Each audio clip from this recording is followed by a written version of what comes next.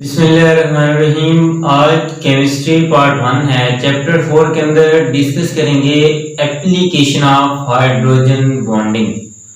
तो इससे पहले हमने हाइड्रोजन बॉन्डिंग को जस्ट डिफाइन किया था और उसके साथ कुछ एग्जांपल्स को डिस्कस किया था कि हाइड्रोजन बॉन्डिंग को किस तरह हम शो करते हैं। वाटर मॉलिक्यूल था, अमोनिया था, हाइड्रोफ्लोरिक एसिड था या वाटर और अल्कोहल। तो अब हम वो कंपाउंड डिस्कस करेंगे जिनके अंदर हाइड्रोजन बॉन्डिंग मौजूद होती है और हाइड्रोजन बॉन्डिंग की वजह से जो इनके अंदर प्रॉपर्टीज के अंदर जो चेंज आएगी उनको हमने वन बाय वन डिस्कस करना है। और हाइड्रोजन बॉन्डिंग का इनके उसकी जो डिफाइन और उसकी जो एग्जांपल्स थी उनका लिंक आपको इस वीडियो के डिस्क्रिप्शन में मिल जाएगा।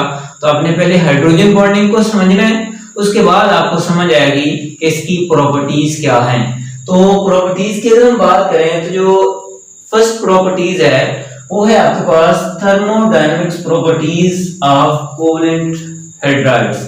अब हाइड्राइड्स वो कंपाउंड होते हैं कि जब कोई आपके पास कंपाउंड या एलिमेंट जो हाइड्रोजन के साथ बॉन्ड बनाए दैट इज कॉल्ड हाइड्राइड्स। यानी कि पीरियोडिक टेबल के अंदर ग्रुप 1 2 3 जब भी वो हाइड्रोजन के साथ बॉन्ड बनाएंगे उसको हाइड्राइड बोलेंगे। जिस तरह ऑक्सीजन के साथ जो बॉन्ड बनाते हैं उसको ऑक्साइड, यानी कि binding compound of hydrogen is called hydrides. तो हाइड्राइड्स का बॉइलिंग पॉइंट या इनकी जो थर्मोडायनामिक्स प्रॉपर्टीज हैं वो डिपेंड करती हैं हाइड्रोजन बॉन्डिंग पे।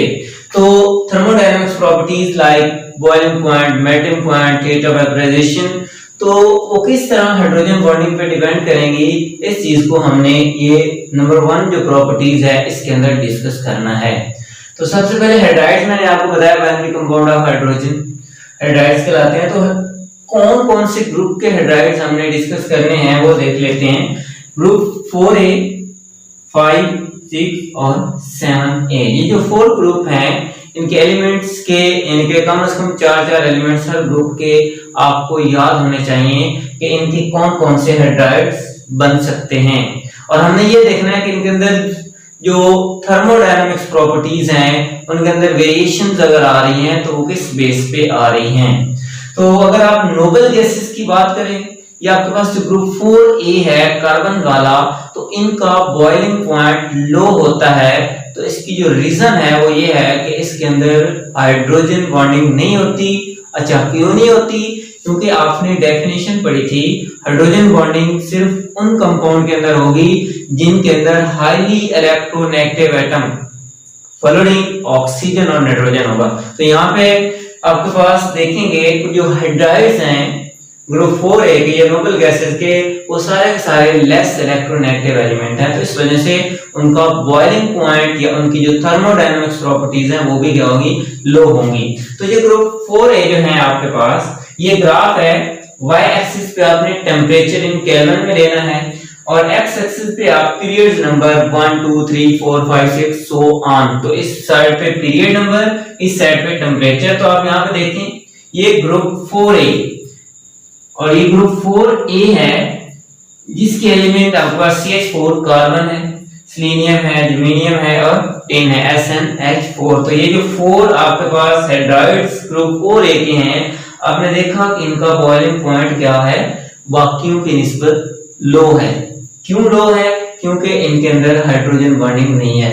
अब जो आपके पास यहाँ पे देखें 5A नाइट्रोजन वाले फास्फोरस यानी कि NH3, PH3, ASH3 और SbH3। इसी तरह HF6 है फ्लोरीन वाला, HF, HCl, HBr और HI। और आपके पास 6A है हाइड्रोजन वाला, ऑक्सीजन वाला, वाटर है, H2S है, H2SE, सेलेनियम और टेलिनियम। तो ये जो आपके पास हाइड्राइड्स हैं आपने इनमें देखा कि इनके अंदर बॉइलिंग पॉइंट के अंदर वेरिएशंस हैं। और सबसे जो मोस्ट इम्पोर्टेंट बात है वो ये है कि आपके पास जो 3 कंपाउंड है वाटर है, HF और Na3, इनका बॉइलिंग पॉइंट बाकी सब की निस्बत क्या है, ज्यादा है।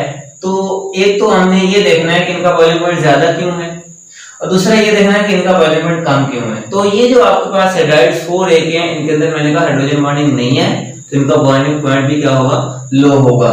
इन तीनों के अंदर देखें ऑक्सीजन है, फ्लोरीन है और नाइट्रोजन है, हाई इलेक्ट्रोनेगेटिव एटम मौजूद हैं, जिसकी वजह से इनके अंदर हाइड्रोजन बॉन्डिंग एग्जिस्ट करती है और हाइड्रोजन बॉन्डिंग एग्जिस्ट करने की वजह से इनका बॉइलिंग पॉइंट भी क्या होता है, ज्यादा होता है। और इसी तरह ये कुछ आपके पास हाइड्राइड्स हैं, यहाँ पे देखें तो इनका बॉइलिंग पॉइंट ज्यादा होने की वजह ये है कि इनका साइज ज्यादा है, पोलराइजेबिलिटी ज्यादा होगी। वो आपने फोर्सेस के अंदर पढ़ा था, तो उनके अंदर फोर्सेस भी स्ट्रॉन्ग होती हैं, इसकी वजह से इनका बॉइलिंग पॉइंट भी क्या है, ज्यादा है। अब इन तीनों को डिस्कस करने से पहले एक स्मॉल सा पॉइंट यहाँ पे डिस्कस कर दूं, ACl और HBr इन दोनों को भी कंपेयर करें तो स्लाइटली जो है HBr का जो बॉइलिंग पॉइंट है वो क्या है, थोड़ा सा ज्यादा है, ACl का कम है। हालांकि इलेक्ट्रोनेगेटिव एटम जो क्लोरीन वो ज्यादा है, होना ये चाहिए था कि ACl का बॉइलिंग पॉइंट क्या होना चाहिए, तो ज्यादा, लेकिन चूंकि ACl के अंदर स्ट्रॉन्ग डाइपोल फोर्सेस एग्जिस्ट करती हैं, तो इसलिए इस ACl को एक बॉर्डर लाइन के ऊपर, यानी कि बॉर्डर लाइन केस के ऊपर कंसीडर किया गया है। तो लिहाजा ACl और HBr के केस में आपने HBr का बॉइलिंग पॉइंट ज्यादा बताना।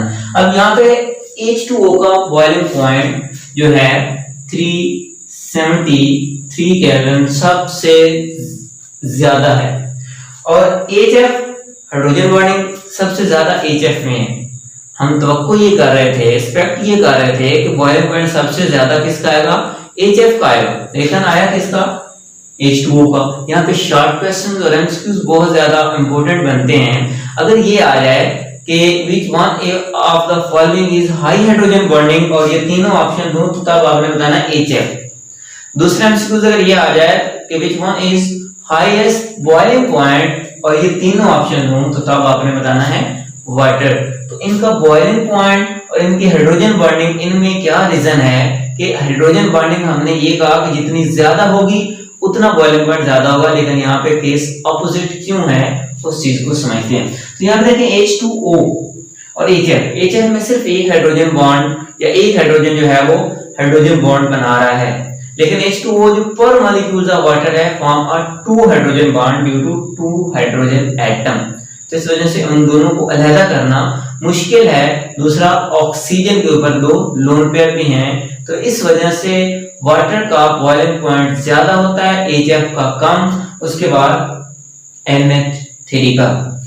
तो HF का भी आपने लिखना है 297 केल्विन है और NH3 का आपके पास 240 केल्विन। तो ये आपके पास टेम्परेचर की वैल्यू से आपको पता चल रहा है कि इनका टेम्परेचर ज्यादा। नेक्स्ट सॉल्युबिलिटी, यानी कि solubility of hydrogen bonding compound या मॉलिक्यूल्स। तो जिनके अंदर हाइड्रोजन बॉन्डिंग होगी वो सॉल्युबल होंगे ड्यू टू हाइड्रोजन बॉन्डिंग, यानी कि वाटर के अंदर क्या होंगे, सॉल्युबल होंगे। जैसे कि अल्कोहल जो है वो वाटर के अंदर सॉल्युबल इस वजह से है because they contain hydrogen bonding. इसी तरह यहाँ पे देखें स्मॉल साइज कार्बोक्सिलिक एसिड जो होते हैं वो भी वाटर के साथ हाइड्रोजन बॉन्डिंग बना के ये भी क्या होते हैं, ड्यू टू हाइड्रोजन बॉन्डिंग इनके अंदर भी क्या हो जाती है, सॉल्युबिलिटी। लेकिन ये शॉर्ट क्वेश्चन है, why hydrocarbons are not soluble in water. तो आपने बताना है because hydrocarbons are non polar compound और सॉल्युबिलिटी का रूल है लाइक डिसॉल्व लाइक। तो polar polar, non polar non polar. तो यहाँ पे आप देखेंगे कि ये नॉन पोलर होने की वजह से ये सॉल्युबल नहीं है। तो ये दूसरी एप्लीकेशन के सॉल्युबिलिटी हाइड्रोजन बॉन्डिंग के किस तरह इफेक्ट कर देना। नेक्स्ट है cleansing action of soap and detergent, यानी कि ये जो सोप और डिटर्जेंट से कपड़े कोई भी चीज जो है वो साफ किस तरह हो जाती है। तो पहले तो आप इन दोनों के फार्मूले देखें। सोप का है R, C double bond O negative Na positive, और ये भी आपके पास डिटर्जेंट C1 रिंग। तो आपने देखा इसका एक जो एंड है वो पोलर है और ये दूसरा R अल्काइल ग्रुप ये आपके पास क्या है, नॉन पोलर है।